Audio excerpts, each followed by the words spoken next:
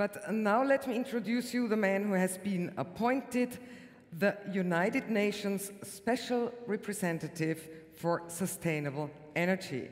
He's the Director General of the United Nations Industrial Development Organization, UNIDO. Please welcome Mr. Kandeh Yumkella. Hello.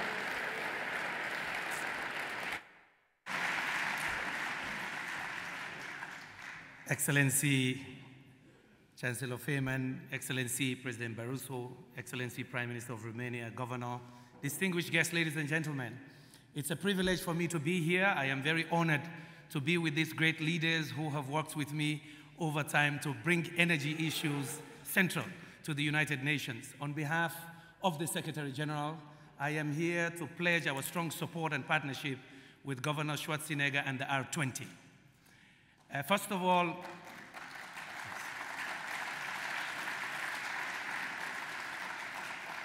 and I will explain in a short while why that is crucial here. But first of all, Chancellor, I want to thank the government of Austria, yourselves, Vice Chancellor Spindelegger, President Fischer. You backed me for 7 years. Say, keep pushing the energy issue, and yes, today, I can confirm that we're creating the Office for the Energy Hub of the United Nations here in Austria. Thank you very much.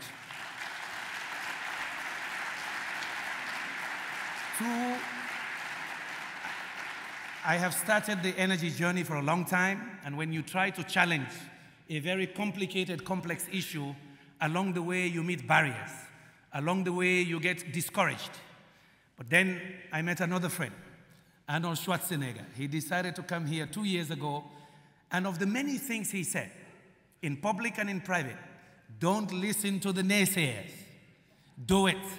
It's action time. Thank you, sir, for supporting me in that respect. When I visited him in Santa Monica last summer, he took me to show me all the robots in all his movies. He said, but remember what I always say, I will be back. We are happy that you came back to push the R20 and the energy cause. We'll join you in that action drama this time, and we'll make things really happen for climate change and for the poor. Then last April, the Secretary General and us, we needed to go to Rio to demonstrate that we can make a difference now and transform energy issues, that we can build real partnerships with political leaders of courage and back it up with cash.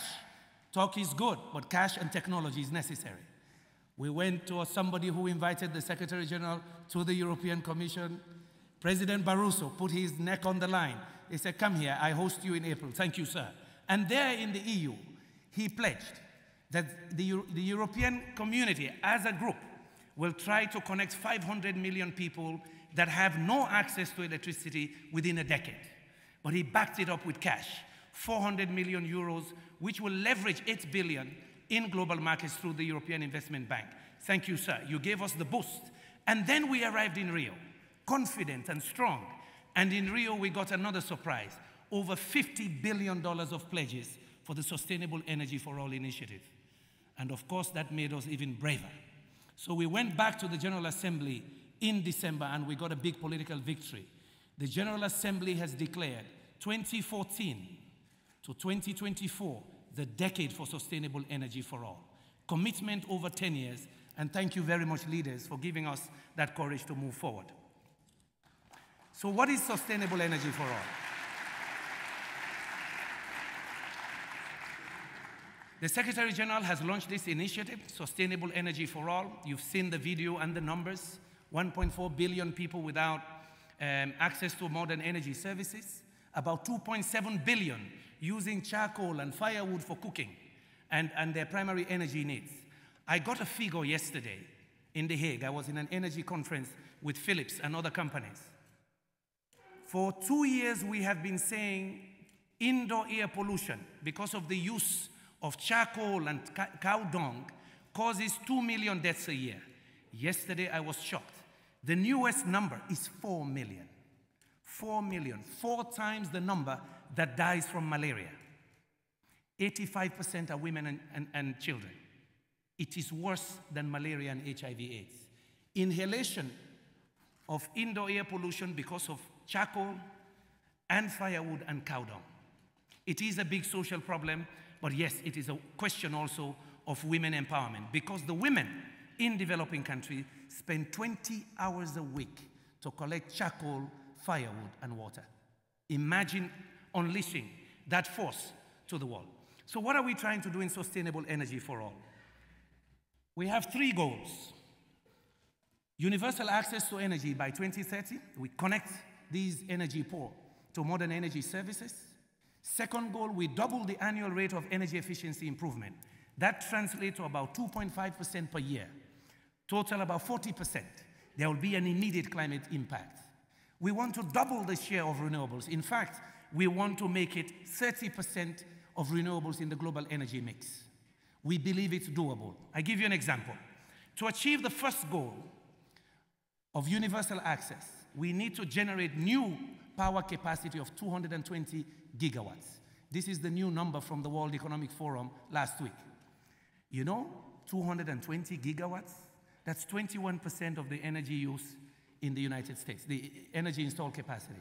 It's 25% that of China.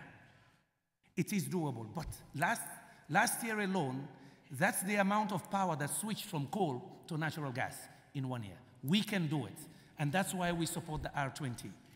These are global goals. The General Assembly has now declared a decade for us to take action on them. Why R20? Why the partnership? It is nice to have global standards and global goals, but the action is where? In the countries, in the municipalities, and the region. And so, Governor Schwarzenegger, that's why I say, now I have even stronger leadership to take the action to the ground. His Excellency President Barroso has mobilized the Commission to find money, but now we need much more. The first goal, we need 50 billion a year. Today, the total aid that goes into energy systems is 9 billion. That's why we appreciate the pledge of the European Commission. That's why we're working with Commissioner Peebles and others. I need to go to others. China, India, Russia, Brazil, basic countries, and BRICS to join us in this move to make energy poverty history. The second goal, we need an investment about 170 billion a year. But we calculate already that translates into a savings of 900 billion. 900 billion. For the businessmen in the room, that's real business. With the right public policies in place and incentives, we believe energy efficiency can work and it can create new businesses. And I'm very glad that the CEO of Philips is here. We've been doing some good partnership. But of course, the CEO of OMV. We're talking to oil companies. In Africa today, the gas that is flared, just burnt, can provide 40 to 50% of the energy needs of the Africans. But in Nigeria, companies have been burning it for 40 years. $3 billion burnt every year. We can change that, but we need the partnership. The public sector and also the companies to say we create markets where we can provide cooking solutions. I give you an example. One of the best performing African countries, Ghana, economically and in terms of governance. They have 72% electrification rate, but 74% of the population still use firewood and charcoal for cooking. We can create an LPG market there, as we will do for Mozambique, Tanzania, and others. Finally, what do we do next? We have developed a number of what we call action areas. Can you give me the next slide, please? We've developed a number of action areas. You can see it on the slide there. We've developed a global agenda, which we launched in Rio, areas where this initiative will work over the next 2 decades. Second, we've created about 7 areas where we believe action can be taken. Excellency Barroso mentioned some of them. Building codes, and we're going to work with Johnson Controls, Schneider Electric, and others to look at building codes around the world and harmonize, and see how we incentivize at the municipal level. So incentives are there to do building codes. We want to work with Renault, and we're very pleased that the CEO of Renault has been backing us, and other auto companies to introduce even better fuel efficiency standards, because yes, transport is a major cause of greenhouse gases. So these are what we call high impact areas. And as I mentioned, the oil companies, can we bring gas flaring to zero?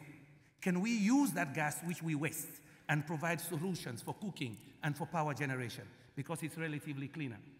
We have a program now with the World Bank and the International Energy Agency to keep us honest. Are we really making a difference?